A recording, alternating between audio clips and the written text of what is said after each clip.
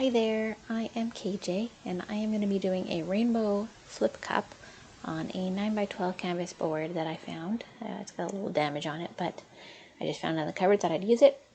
The plan is to do a bit of white in between each layer of color, and to the white I've added just a few drops of oil-based Varathane.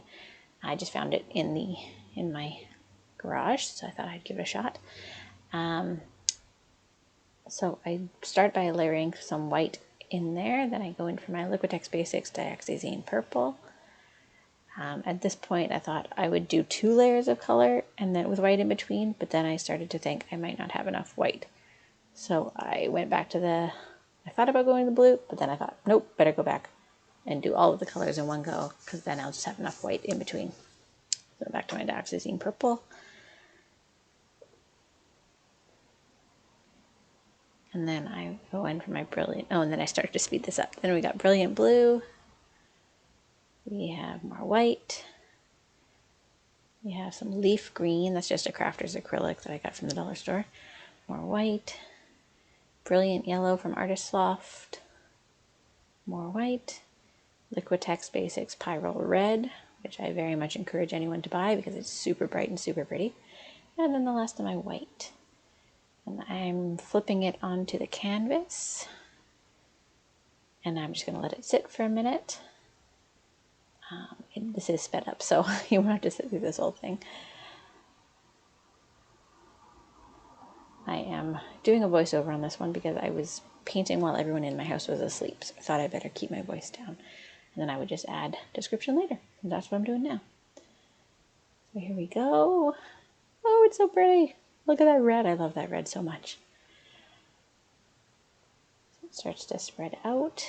Covering up, try to cover up my corners a little bit just with any leftover paint to help it stretch, help the paint flow.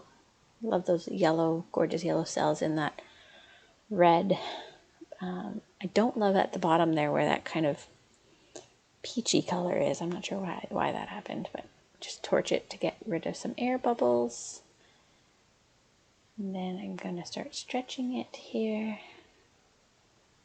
It's spread out, and watching those yellow cells just fly off the edge makes me so sad.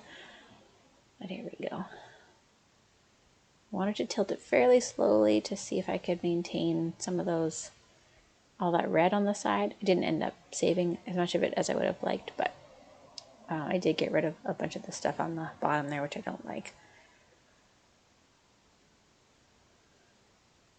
So it ended up being okay.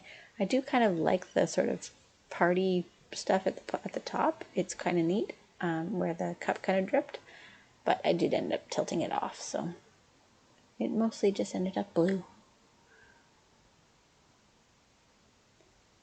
Here we go. Trying to get that paint over the edge.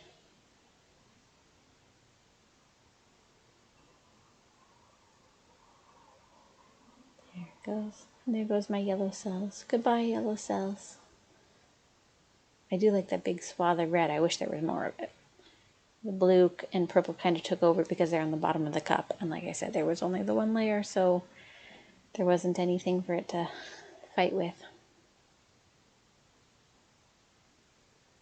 Yeah, I did end up with big swaths of single colors instead of, multicolors all over the place because of only having one layer of each color.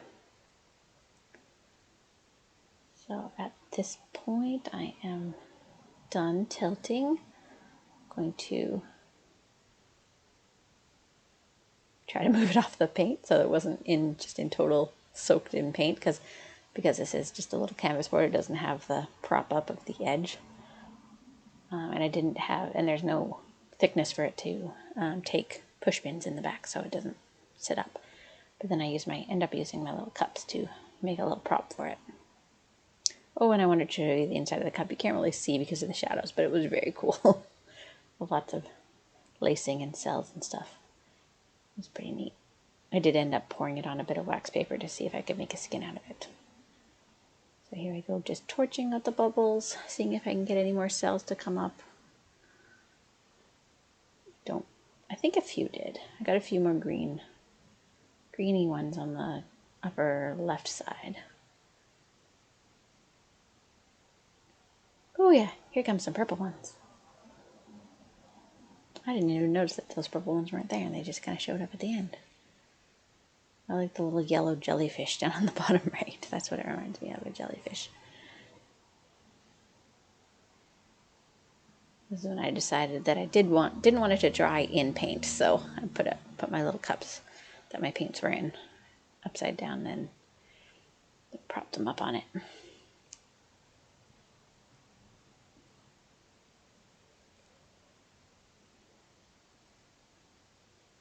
Here we go. I have a couple of kind of, I think, what are going to be pretty special projects coming up. Hoping I'll get a little bit better recording setup to do that, so I'll have a bit better lighting. I do a lot of my videoing and painting at night because I have a very young child, and painting with a young child around and not getting it everywhere is a little bit of a challenge. So I kind of like to wait till he's asleep. But the other issue is I'm kind of using an older camera while I wait for my iPhone mount to come in, so that will take clearer video. So here we go. I'm just kind of looking at it, trying to decide if I like it or not. Oh, and that's the Varathane I used to see if it would help. I don't think it really made much of a difference. I think it was mainly the Floetrol that is making those cells and that lacing, but maybe it made the tiniest difference. And again, it wasn't very much. It was 6 drops in the whole cup of white and none in any of the other colors, so that probably made a difference as well.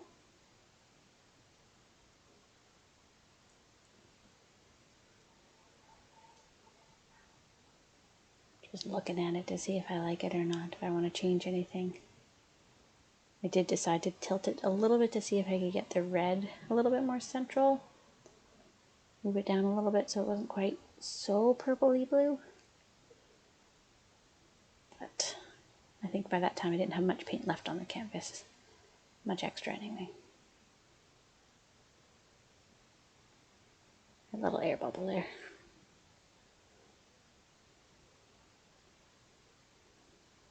I do like those little yellow cells up in the top. There we go.